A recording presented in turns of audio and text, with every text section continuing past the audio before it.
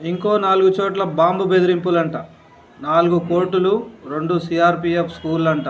అందరూ కూడా జాగ్రత్తగా ఉండాలి. ఎందుకంటే కోర్టులల్లనే, సిఆర్‌పిఎఫ్ స్కూళ్ళల్లనే పెడుతున్నారు బాంబులు అంటే మన ఇళ్లలో చేయనీకి పెద్ద టైం పట్టదు ఆళ్ళకు. ఎందుకంటే మనోళ్ళందరూ పోతుండే వస్తుండే పోనీ వదిలేయలే అనుకుంటారు కానీ వాళ్ళే వచ్చి మీ ఇంట్లో బాంబేసిపోతారని తెలవదు మీకింకా. కొద్దిగా జాగ్రత్తగా ఉండండి.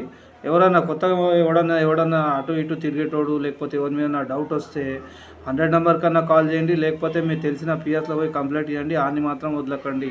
ఎందుకంటే ఇప్పుడు ఈ మానవ బాంబులు ఎప్పటినుంచో తయారై ఉన్నారు. హోల్ సిటీలో బొచ్చెడు మంది ఉన్నారు. ఈ పోలీసోళ్ళు ఎక్కడైతే చెక్ చేయాలో అక్కడ చెక్ చేయరు. బాంబు బెదిరింపు రాగానే వాళ్ళు ఎక్కడ చెప్తే అక్కడ పోయి చెక్ చేస్తారు కదా. అట్లా కాదు. ఓల్డ్ సిటీలో, చంద్రాయణగుట్టలో, ఇంకా బాలాపూర్లో చాలా మంది మానవ బాంబులు ఉన్నారు. ఒక్కరిద్దరని కాదు. ఇప్పటికే ఎంతమంది 200 మంది డాక్టర్లు ఆల్రెడీ జిహాదీలు, వీళ్ళు టెర్రరిస్ట్‌గా మారిపోయారు ఆల్రెడీ.